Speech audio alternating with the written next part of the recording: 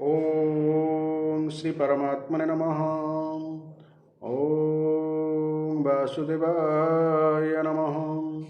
ओम भगवते वासुदेवाय नमः। ओम व्यासदेवाय नमः। ओम जगन्नाथदासाय नमः। ओम गणेशाय नमः। हे माँ सरस्वती तमें कंठरे बस, माँ कंठरे बस। अतिपति जगन्नाथ दास रचित श्रीमद् भागवत महापुराण पंचम स्कंधर आज मैं प्रथम अध्याय श्रवण करिबा। एही अध्यायर लक्षण है स्थान।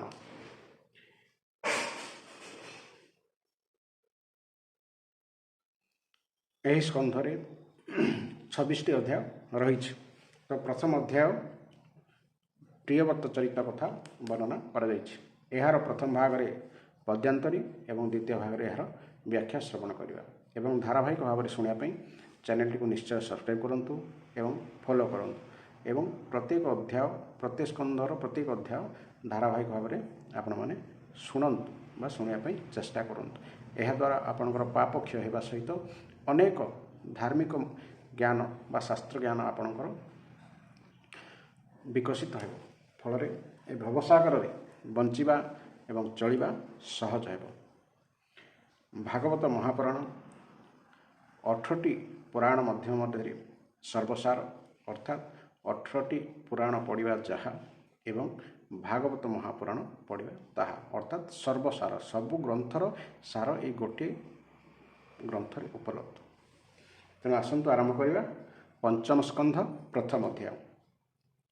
पंचम स्कंधे प्रियव्रत राजार वंशानुचरित प्रसंगे दीप वर्ष कथा आकाश पाताल व्यवस्था प्रथम अध्याय चरित जेमंते राजा प्रियव्रत राज्य भोगिला अंते पूर्ण उदय हेला तार ज्ञान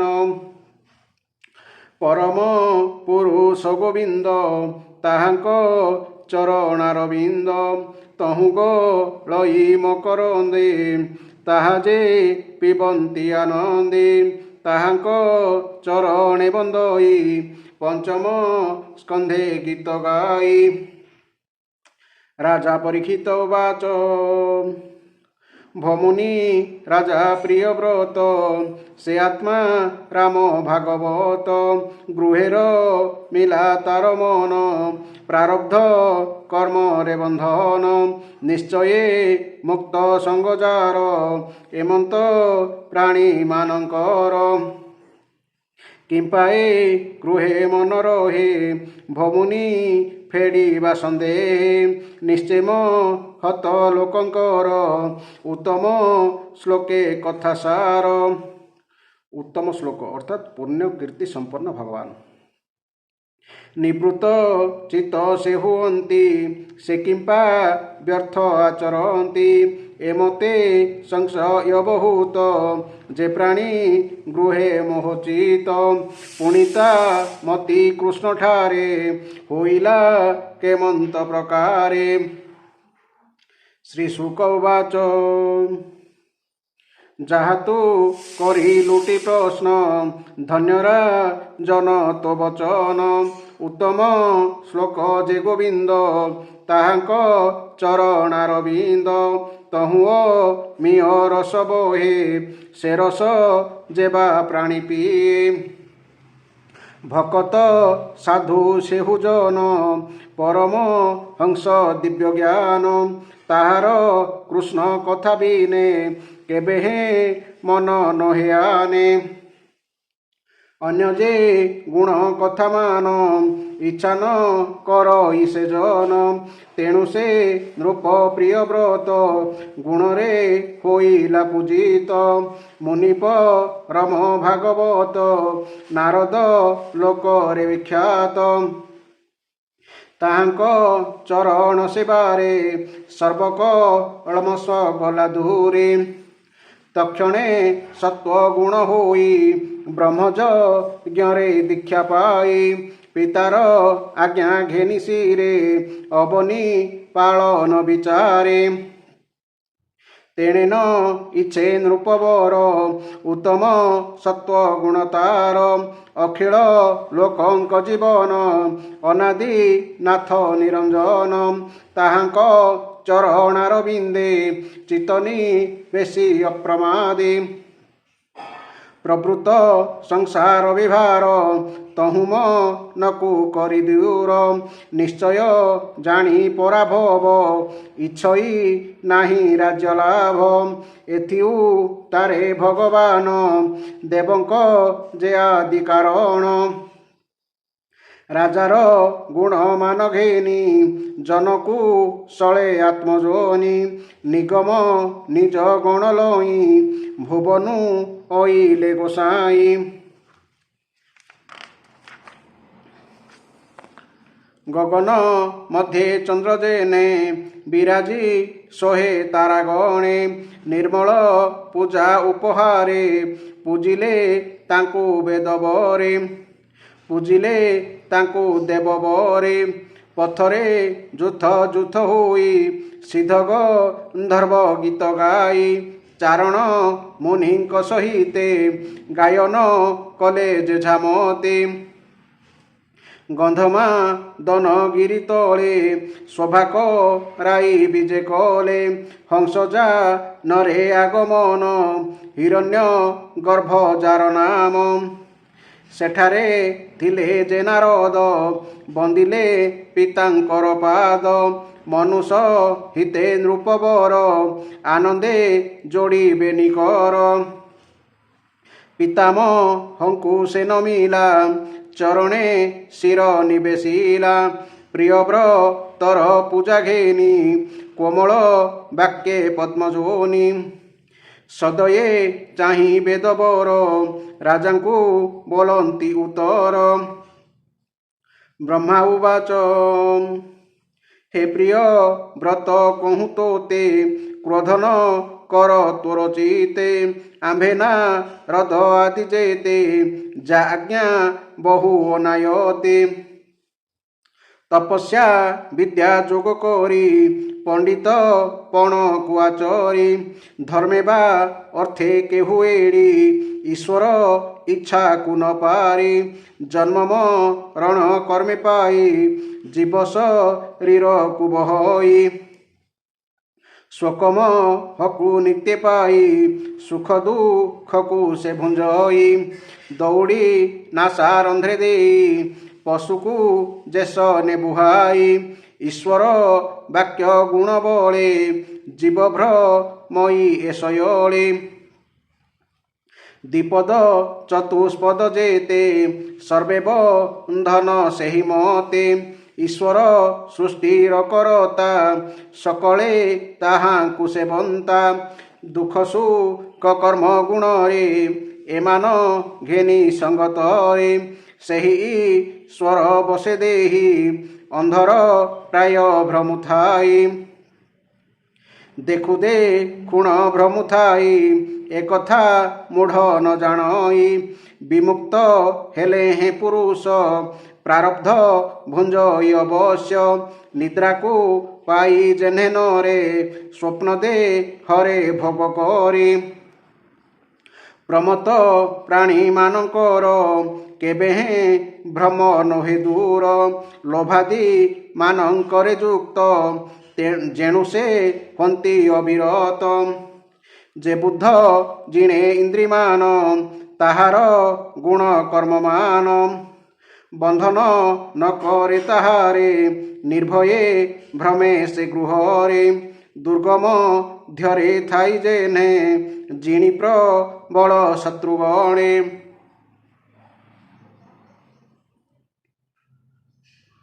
ଗୃହ ମଧ୍ୟରେ ଦେଇ ମନ ଲୋଭାଦି ନାସିବ ତେସନ।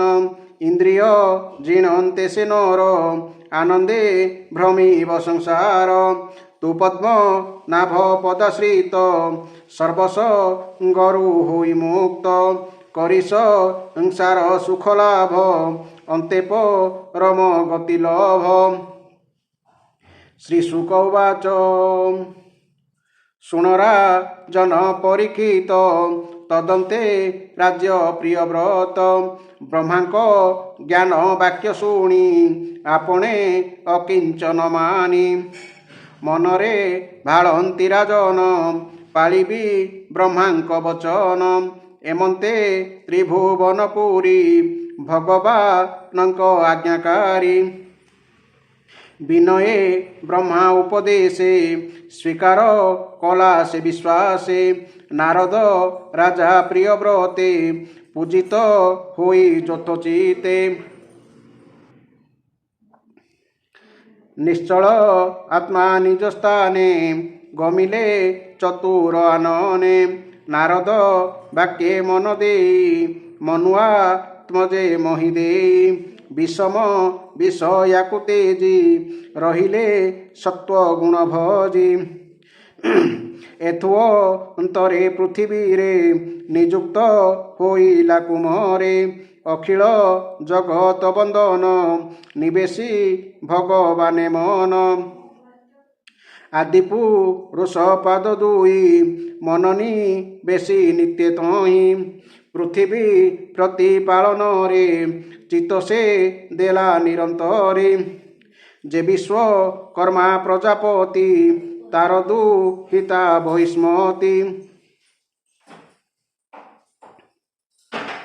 ସେ କନ୍ୟା ବରୀ ନରନାଥ ବିବାହ ଇଲା ଯଥୋଚିତ ଦଶ ଆତ୍ମଜ ତାର ତହିଁ ଜନ୍ମିଲେ ଗୁଣ ତେଜ ବହି ଏକ ହିତା ରୂପବତୀ ନାମ ଯାହାର ଊର୍ଜସ୍ୱତୀ ଆଗ୍ନିଧ୍ର ଇଦ୍ମ ଜିହ ଦୁଇ ତୃତୀୟ ଯଜ୍ଞ ବାହୁ ହୋଇ ଶବନ ଘୃତ ପୃଷ୍ଠଆର ହିରଣ୍ୟ ରେତା ମହାବୀର ବିତ୍ରିହୋ ତ୍ରଜେ ମେଧାତିଥି କବିଏ ଦଶ ନାମ ଖ୍ୟାତି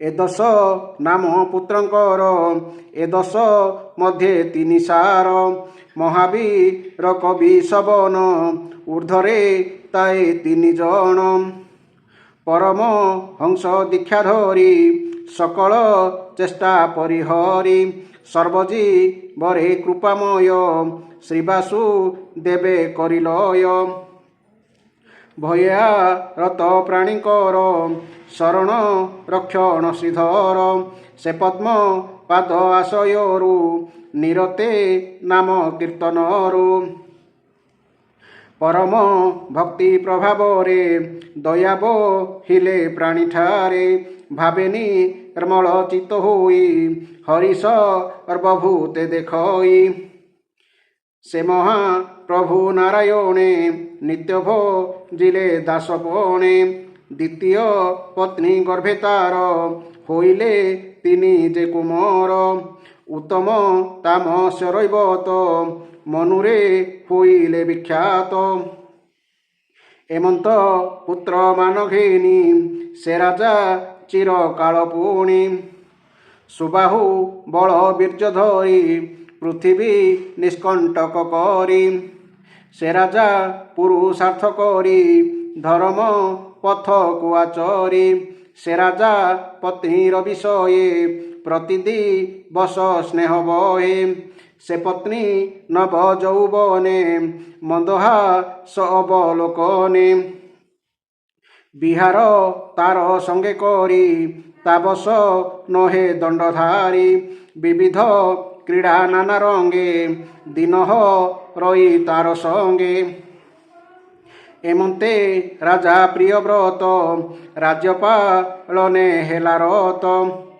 ପ୍ରଜାଙ୍କୁ ପାଳନ୍ତି ହରସେ ଏକାଦଶ ଅର୍ବୁଦ ବର୍ଷେ ତାହାଙ୍କ ବେନି ଭୋଜତେ ଯେ ବିପକ୍ଷ ପକ୍ଷ ତାଙ୍କୁ ଭଜେ ଏମନ୍ତେ ନିର୍ଭୟ ମନରେ ଆନନ୍ଦେ ସଂସାରେ ବିହରେ ମେରୁକୁ ସୂର୍ଯ୍ୟ ଯେବେ ଯାଏ ତେଜରେ ପ୍ରକାଶ ସେ ହୋଇ ତେଜେ ସୂର୍ଯ୍ୟ ତେଜ ଗଞ୍ଜଇ ତପସ୍ୟା ବଳେ ବିରାଜଇ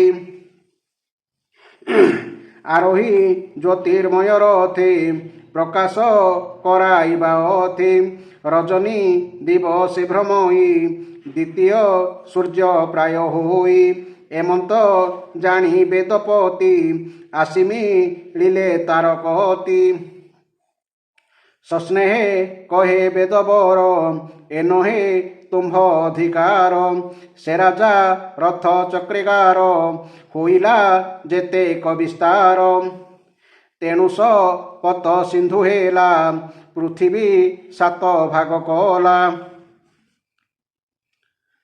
সাকসা কর্মী জম্বু প্রক্ষ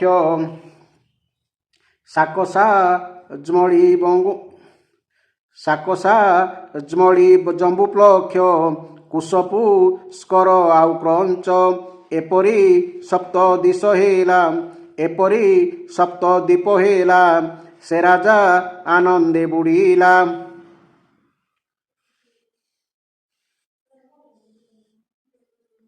ପୁତ୍ରଙ୍କୁ ଅଧିପତି କଲେ ରାଜ୍ୟ ବି ଭାଗ କରିଦେଲେ ଦୁହିତା ଉର୍ଜସ୍ୱତୀ ନାମ ତାହାକୁ ଶୁକ୍ରେ କଲା ଦାନ ତାହାର କନ୍ୟା ଅନୁପମ ହୋଇଲା ଦେବଯାନୀ ନାମ ଏଥୁ ଅନ୍ତରେ ରାଜା ଚିତେ ବୈରାଗ୍ୟ ଉପଜେ ନିରତି ମନେ ବି ଚାରି ନୃପନାଥ ସ୍ୱନିନ୍ଦା କଲା କବହୁତ ସ୍ତ୍ରୀ ସଙ୍ଗେ ଆସକ୍ତ ହୋଇଲି ବଡ଼ ସାଧୁପଣ କହଲି ଏଣୁ ଇନ୍ଦ୍ରିଏ ବଶ ହୋଇ ଅବିଦ୍ୟା ବିଷୟରେ ଥାଇ ଏଣୁ ଏ ଧିକ ମୋ ଜୀବନ ବିସ୍ମୟେ ଭାଳନ୍ତେ ରାଜନ ଇଷ୍ଟଦେବତା ପ୍ରସାଦରେ ବୈରାଗ୍ୟ ଜାତ ତା ମନରେ ବିଷୟ ଚେଷ୍ଟା ପାଶୋରିଲା ଇନ୍ଦ୍ରିୟ ମାନ ନିରୋଧିଲା ଏ ଯେଉଁ ଶପଥ ସିନ୍ଧୁ ବା ସପ୍ତଦ୍ୱୀପ କଥା ଏଠାରେ ବର୍ଣ୍ଣନା କରାଯାଇଛି ତାହା ବିଷୟରେ ଆମେ ଟିକେ ବିସ୍ତୃତ ଭାବେ ଜାଣିବା ସପ୍ତଦ୍ୱୀପ ଆଉ ସପ୍ତ ସିନ୍ଧୁର ଭୌଗୋଳିକ ସ୍ଥିତି ଏହି ବର୍ଣ୍ଣନାରୁ ଅନୁମାନ କରାଯାଇପାରେ କ'ଣ ସ୍ଥିର ଜଳାଶୟରେ ଗୋଡ଼ିଟିଏ ପକାଇଦେଲେ ସେଥିରେ ଯେପରି ଅନେକ ବଳୟାକାର ତରଙ୍ଗ ଦେଖାଯାଏ ଉକ୍ତ ଦ୍ୱୀପ ଓ ସମୁଦ୍ରମାନ ସେହିପରି କ୍ରମାନ୍ୱୟରେ ଗୋଟିଏ ଅନ୍ୟଟି ଦ୍ୱାରା ବେଷ୍ଟିତ ହୋଇ ରହିଛି କ୍ଷାର ସମୁଦ୍ର ଇକ୍ଷୁଅସ ସମୁଦ୍ର ସୁରା ସମୁଦ୍ର ଘୃତ ସମୁଦ୍ର କ୍ଷୀର ସମୁଦ୍ର ଦଧି ସମୁଦ୍ର ଓ ମଧୁର ଜଳ ସମୁଦ୍ର ଯଥାକ୍ରମେ ଜମ୍ବୁଦ୍ୱୀପ ପ୍ଲକ୍ଷଦ୍ୱୀପ ଶାଳମଳୀ ଦ୍ୱୀପ କୁଶଦ୍ୱୀପ କ୍ରୌଞ୍ଚଦ୍ୱୀପ ଓ ଶାକଦ୍ୱୀପ ଓ ପୁଷ୍କର ଦ୍ୱୀପକୁ ଖାଇ ପରି ଘେରି ରହିଛି ପ୍ରତ୍ୟେକ ପରବର୍ତ୍ତୀ ଦ୍ୱୀପଠାରୁ ପରବର୍ତ୍ତୀ ବହିସ୍ଥ ଦ୍ୱୀପର ଆୟତନ 2 ଗୁଣ ଅଧିକ କିନ୍ତୁ ପ୍ରତ୍ୟେକ ସମୁଦ୍ରର ଆୟତନ ତାର ଭିତର ଭାଗ ଦ୍ୱୀପ ସହିତ ସମାନ ରାଜସ ପଦ ନଇଛିଲା ପୁତ୍ରଙ୍କୁ ଭାଗ କରିଦେଲା ସ୍ୱପତ୍ନୀ ତେଜି ମୃତ ପ୍ରାୟ ମୁକ୍ତି ଥିଲା ନୃପରାୟ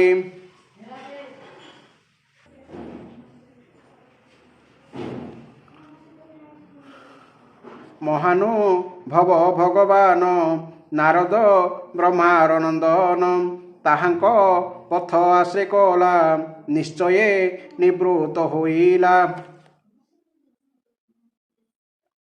ଯେଉଁ ରାଜାର ଏତେ କୃତ୍ୟ ଗାୟନ କରନ୍ତି ମହତ ପ୍ରିୟବ୍ରତର କଲା କର୍ମ ଏହାକେ କରିବାକୁ କ୍ଷମ ତାହାର ରଥ ଚକ୍ରେ ମାର୍ଗେ ଶପଥ ସପ୍ତଶ ମୁଦ୍ର ପୃଥ୍ୱୀ ଭାଗେ ଭାଗ ବି ଭାଗ ମୋହି କରି ଦୀପ ଉପଦୀପ ବିସ୍ତାରୀ ଯେବାକ ଲାମନୁ କୁମର ପୃଥିବୀ ସ୍ୱର୍ଗେ ଅଗଚର ସେ ପ୍ରିୟ ବ୍ରତର ମହିମା ତ୍ରୈଲୋକ୍ୟେ ନାହିଁ ତା ଉପମା ପ୍ରିୟ ଖିଳ ଜନଙ୍କର ମହାମ ହିମ ଅଗଚର ପ୍ରିୟବ୍ରତ ରାଜା ଚରିତ କହଇ ବିପ୍ର ଜଗନ୍ନାଥ ଇତି ଶ୍ରୀମଦ୍ଭାଗବତେ ମହାପୁରାଣେ ପରମହଂସା ସହିତାୟାଂ ପଞ୍ଚମ ସ୍କନ୍ଧେ ପ୍ରିୟବ୍ରତ ରାଜଚରିତଂ ନାମ ପ୍ରଥମ ଅଧ୍ୟାୟ।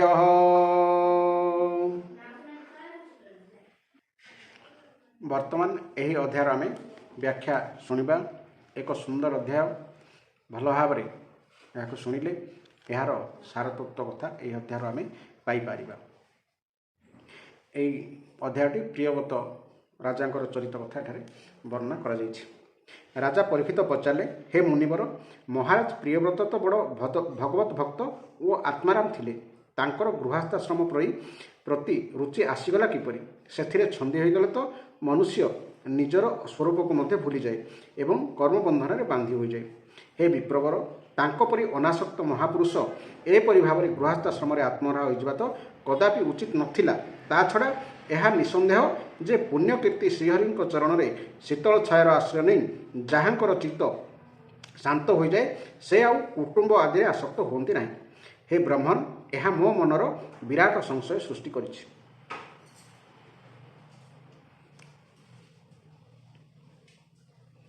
महाराज प्रियव्रत स्त्री घर और पुत्र आदि प्रति आसक्त रही मध्य किपरि जे सिद्धि पाईगले भगवान श्रीकृष्ण ठारे ताहांकर किपरि से अविचल भक्ति होगला मुझे बुझीपारुनी, मते यह बुझी दियंतु। श्री सुखदेव कहले, राजन तुमे ठीक कहूच। जहाँकर चित्त पवित्र कीर्ति श्रीहरिंकर परम मधुर चरण कमल मकरंद रस मजी जाए, जेते बाधा विघ्न आसिले और जेते प्रतिबंधक ठियाइले मध्य परम हंस मानकर प्रिय श्री वासुदेव भगवान चरित्र श्रवण रूपी परम कल्याणमय मार्ग से प्रायतः छाड़ती ना। हे राजन, राजकुमार प्रियव्रत बड़ भगवत भक्त थिले। नारदंकर चरण सेवा करिबारु तांकु सहजरे परमार्थ तत्व बोध होई जाइथिला एवं से ब्रह्मसत्र दीक्षा बा निरंतर ब्रह्माभ्यास करी जीवन कटाई देवार दीक्षा होछि ब्रह्मसत्र दीक्षा नेबाकु जाउथिले। सेतिकी बेले ताहांकर पिता स्वयंभुव मनु देखिले जे पुत्र शास्त्र मानक वर्णित थिबा पृथ्वी पालनर सकल गुण संपूर्ण हो गलानी, तेणु से तांकु राज्य शासन करने को आज्ञा देदेले। किंतु प्रियव्रत तो अखंड समाधि योग द्वारा निजर सकल इंद्रिय और सबु क्रिया भगवान वासुदेव चरण में समर्पण कर सारी। पिता आज्ञा लंघन करने अनुचित बोली जानिथिले मध्य से भाविले, मु राज्य अधिकार पाईगले मोर आत्मस्वरूप स्त्री पुत्र आदि असत प्रपंच द्वारा आवृत हो एवं राज्य और कुटुंब चिंतार छंदी होगले मु परमार्थ तत्व को प्राय भूलीजे। एपरि भावी से पिता प्रस्ताव में राजी हेले नहीं। यही गुणमय सृष्टिर किपरि विस्तार हेबो बोली आदिदेव स्वयंभू ब्रह्मा तो निरंतर चिंता करुछांती। से तो संसार सबु जीवंकर अभिप्राय जानीपारती। तेणु प्रियव्रतंकर एभली मति देखि से मूर्तिमंत चारि वेद और मरीचि आदि पार्षद मानक साथी धरी निज लोक को ओह्लाई आसिले। से ओह्लाउथवा बेले आकाश में विभिन्न स्थान में विमानारूढ़ इंद्र आदि देवता मध्य तांको पूजा कले। बाटरे सिद्ध गंधर्व साध्य चारण और मुनिजन माने दल दल होई आसी तांकर स्तुतिगान कले। एपरि भावरे विभिन्न स्थान में आदर सम्मान पाई गंधमार्दन पर्वत को साक्षात नक्षत्रपति चंद्रंक समान आलोकित करदे ब्रह्मा आसी प्रियव्रत निकट में पहुँची गले। सेते बेलकु प्रियव्रत को आत्मविद्या उपदेश देवा निमंते देवर्षि नारद मध्य आसी सेठारे पहुँची जाइथिले। ब्रह्मा आसु आसु तांकर वाहन हंस को देखि नारद जानिगले जे पिता ब्रह्मा सेठाकु आसीचंती।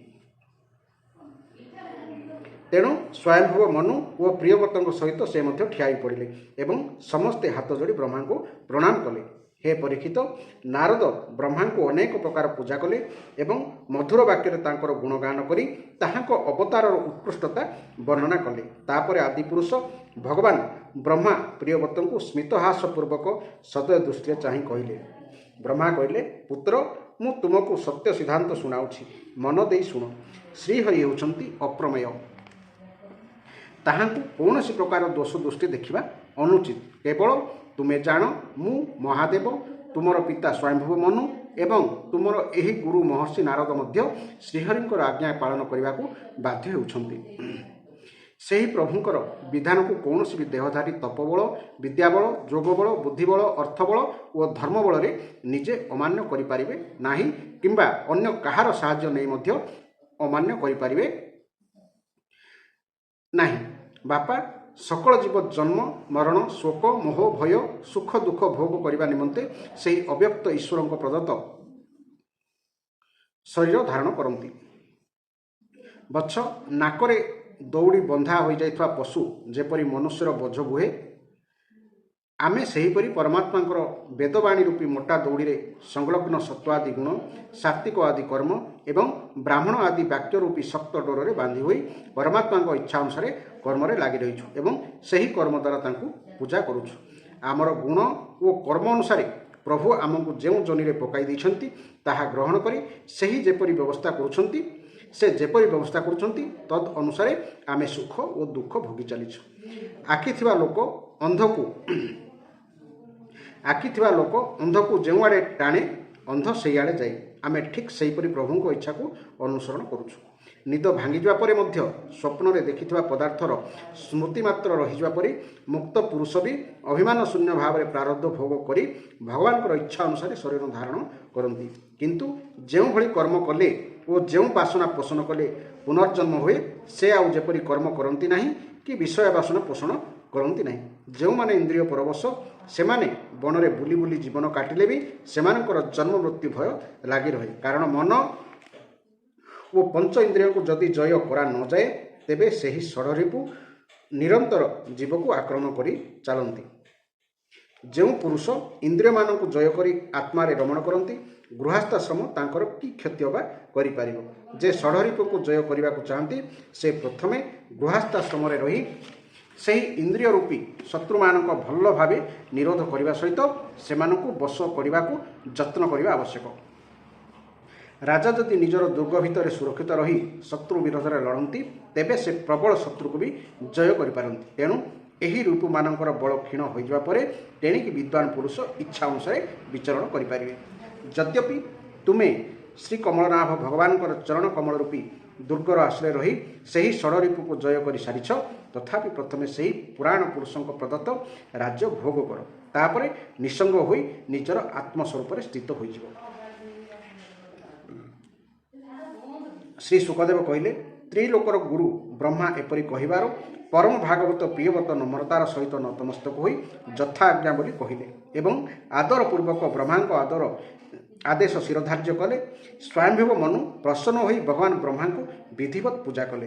तापरे मन और वाणीर अविषय बा अचिंत्य अवर्णनीय निजर आश्रय तथा सर्प व्यवहारतीत परम ब्रह्म को चिंतन करी ब्रह्मा तांको लोक को फेरीगले। सेतेबेले प्रियव्रत और नारद प्रशांत बदन रे तांको चाहि रहिले।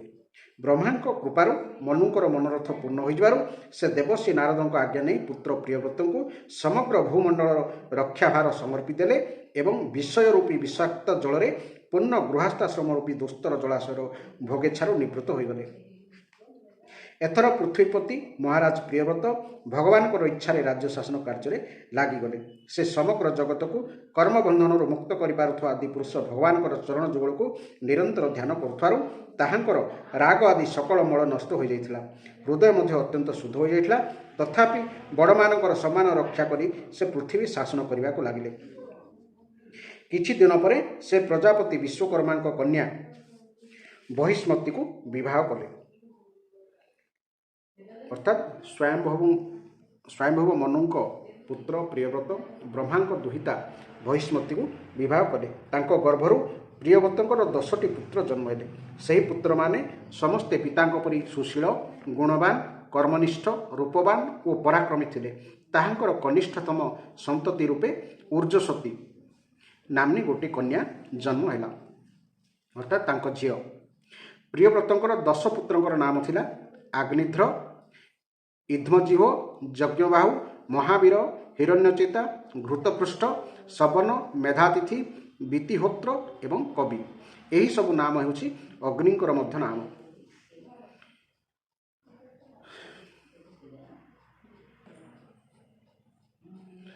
सेमानक मध्यरु कवि महावीर और सवन नैष्टिक ब्रह्मचारी होइगले।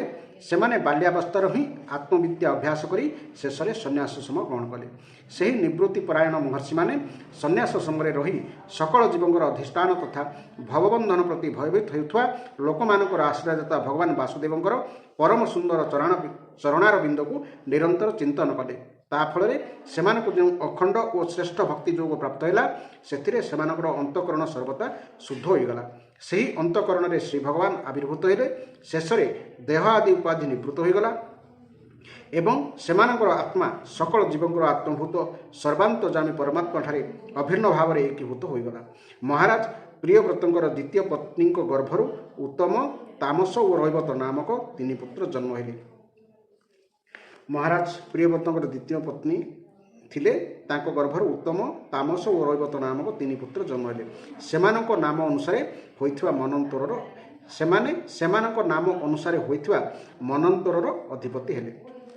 ଉପରୋକ୍ତ ପ୍ରକାରେ କବି ଆଦି ତିନି ପୁତ୍ର ନିବୃତ୍ତି ପରାୟଣ ହୋଇଯିବାରୁ ରାଜା ପ୍ରିୟବ୍ରତ 11 ଅର୍ବୁଦ ବର୍ଷ ପର୍ଯ୍ୟନ୍ତ ପୃଥିବୀ ଶାସନ କଲେ।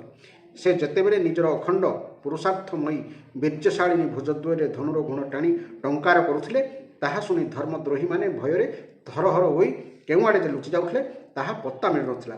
ତାହାଙ୍କର ପ୍ରାଣପ୍ରିୟା ଭୈଷ୍ମତୀଙ୍କର ଆମୋଦ ପ୍ରମୋଦ ଇଚ୍ଛା, ସ୍ତ୍ରୀ ସୁଲଭ ହାବଭାବ, ଲଜ୍ଜାପୂର୍ଣ୍ଣ ମୃତ୍ୟୁହାସ ଭରା ଚାହାଣୀ ଏବଂ ମନମତାଣିଆ ହାସ୍ୟ ବିନୋଦ ତ ଦିନୁ ଦିନ ବଢ଼ି ଚାଲିଥିଲା।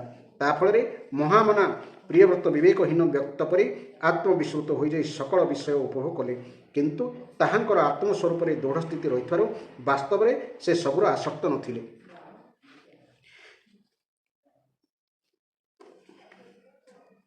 ଦିନେ ସେ ଦେଖିଲେ ସୂର୍ଯ୍ୟ ଭଗବାନ ସୁମେରୁ ପର୍ବତ ପରିକ୍ରମା କରି ଲୋକାଲୋକ ପର୍ଯ୍ୟନ୍ତ ପୃଥିବୀକୁ ଯେତେ ଆଲୋକ ପ୍ରଦାନ କରୁଛନ୍ତି, ସେଥିରେ ପୃଥିବୀର ଅଧା ଅଂଶ ହିଁ ଆଲୋକିତ ହୋଇପାରୁଛି।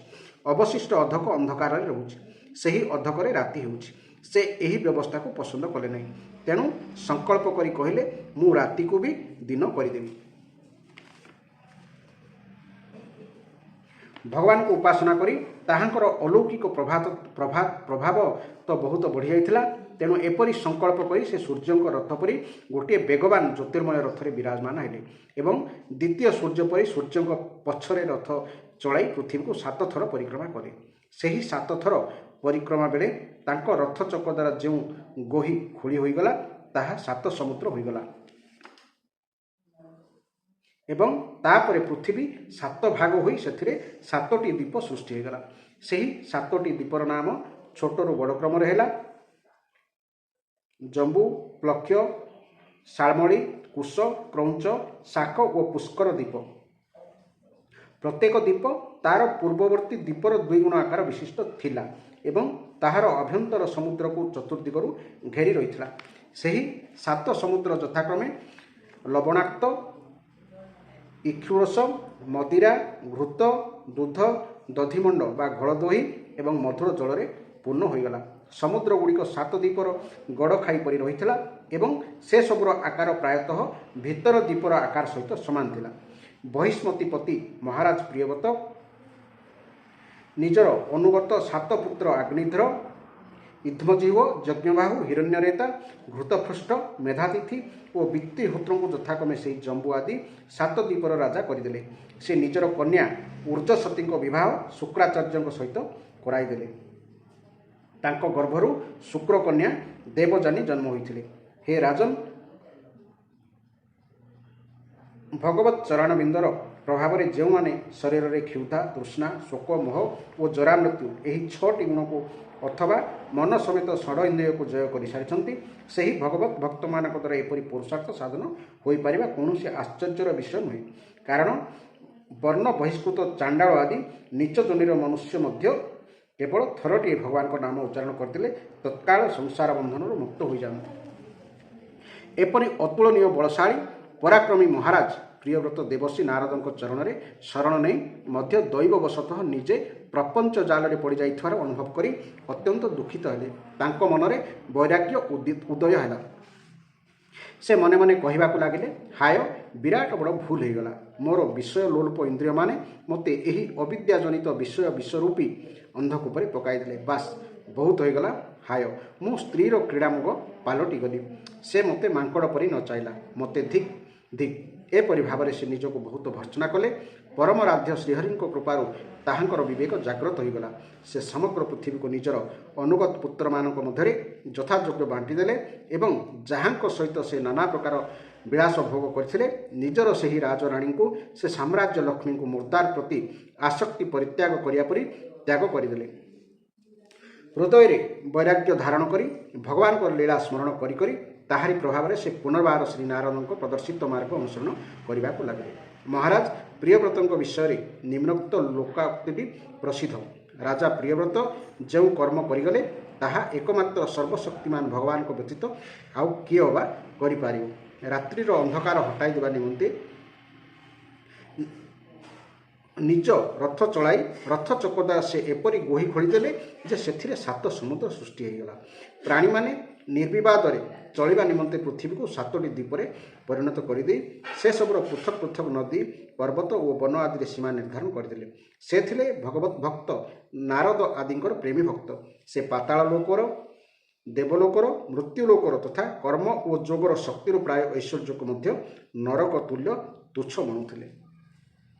ଏହି ଅଧ୍ୟାୟରେ ଆମେ ସପ୍ତ ସମୁଦ୍ର ଏବଂ ସପ୍ତ ଦ୍ୱୀପ କଥା ଜାଣିଲେ। ଏହା କିପରି ସୃଷ୍ଟି ହେଲା ଏବଂ ନାମକରଣ ହୋଇଥିଲା। ଏ ସୁନ୍ଦର ଅଧ୍ୟାୟଟି ଆପଣମାନେ ଶ୍ରବଣ କରିଥିବାରୁ ଭଗବାନ ଆପଣମାନଙ୍କୁ କୃପା ବର୍ଷଣ କରନ୍ତୁ। ଜୟ ଜଗନ୍ନାଥ, ଜୟ ଜଗନ୍ନାଥ, ଜୟ ଜଗନ୍ନାଥ।